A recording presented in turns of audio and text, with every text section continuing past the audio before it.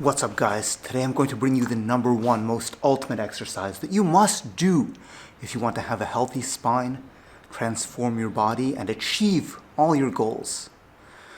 Just kidding. So I'm at the Stretch Therapy headquarters in Greenwell Point, Australia, visiting some good friends, and they have, as you can see, pretty well-equipped gym. So I'm going to go through an exercise that I have found super useful. I've actually done something and named an exercise, which I don't really do very often these days, or I don't know that I've ever done. I'm not good with names.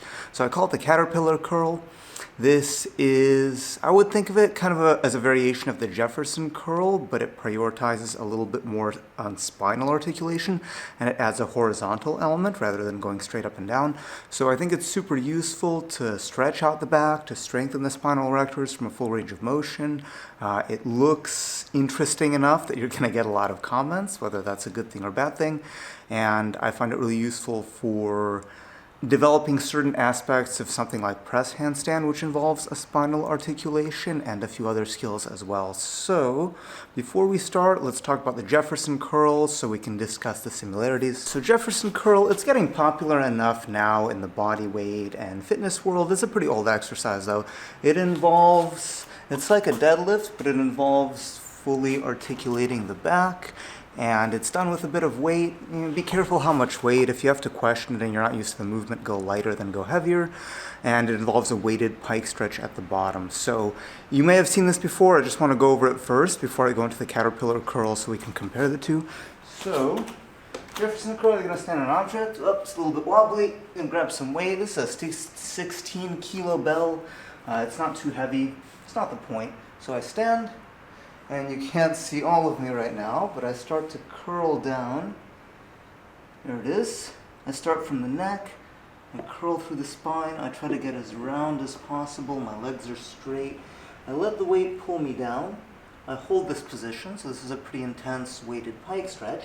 And I come up, initiating from the tailbone, curling and extending the spine until I get all the way straight. So that's Jefferson curl. It's useful in other capacities, but I like the caterpillar curl specifically for more spinal strengthening. I think it's a little bit safer to do as well if you're going a bit heavier with the weight, and I think it's just a good addition to it. So you've seen that. Maybe I'll make a separate exercise just on the Jefferson curl, but for now I just want you to see it so then you can compare. So the caterpillar curl is done horizontally. Let's try it without weight first, but I think it's better to do with weight because it'll actually help you to get, it'll make you stronger from the exercise, and it's going to help you get actually more of a round back, which some people have trouble with. So again, with the weight, don't go heavy. Start light first. Feel the movement. Go very slowly. It's not about how much you can lift. It's about the movement, right? So it's not like a squat or deadlift. So without any weight, it's going to look like this. So it's horizontal. This horizontal position is really important. Knees can be straight. Knees can be slightly bent. Either one is fine, not a big deal. And what I think about from here is, imagine someone's pushing the top of my head. I'm extending the top of my head forward, and I do so, I get length in the back, in the spine. So we want to extend the spine out horizontally. That idea is going to be really important. People here have a tendency to sometimes overextend the neck. Think about forward with the top of the head. So what's going to happen from here is I initiate first by tucking the tail, right, that movement. And I can keep the knees soft. I'm going to use the knee bend to take shock out of the system at certain points. But here, and now I start to go a little bit, not all the way vertical. I finish here, so I'm in the slouch position. My knees are bent. I'm a little bit more vertical, and now my spine is being pulled into this round shape. Now as I go down, I start with the head. When I hit that horizontal position, I expand forward and do that same top of the head cue to straighten out the back. So it looks like this. So I call it the caterpillar, if you see or not. Just kind of like, how a caterpillar moves on the floor. It curls then extends. I think it's a decent name. You can let me know what you think. And curled.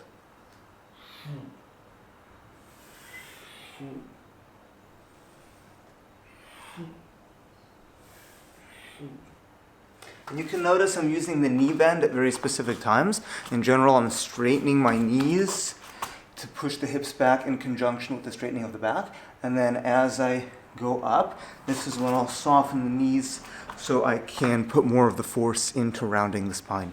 And then I can add one more variation of this where I stand all the way up after the round back. So in that case, we have two spinal extension, right? I'm gonna have a spinal extension going forward, round back through the middle, and then another spinal extension, this time, again, thinking about the top of the head. Imagine someone's pushing it down, and this time you go up. So it's gonna go straight, round, horizontal, round, vertical. Yeah, good exercise. Go slow with the coordination. Again, don't use a heavier weight than what you need. Focus on the quality. Nothing I haven't already said before, but I'll show you what that looks like. So, make sure I'm in frame. So start horizontal. Bend, relax, extend upwards, getting tall, round. So in this case, the head initiates the movement down. Bend the knees when I need to, wait until I'm fully round, go down, reach forward, extend through the top of the head, initiate with the tail tuck, relax, find the center, and up.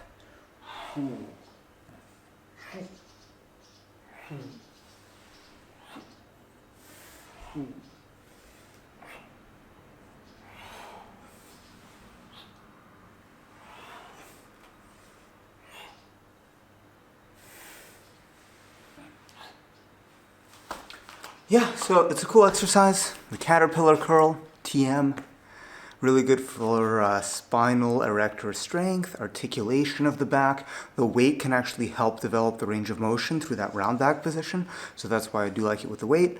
Yeah, give it a try. Let me know how it goes. Let me know what else you'd like to see on this channel. Don't forget, I travel around the world teaching workshops, so in-person learning experience is the best. And if you can't make one, I do offer now online coaching, and I just started an online training group where every month we have a different topic and we have a dedicated forum where I can reply and give feedback. So yeah, if you'd like to join, follow the links below.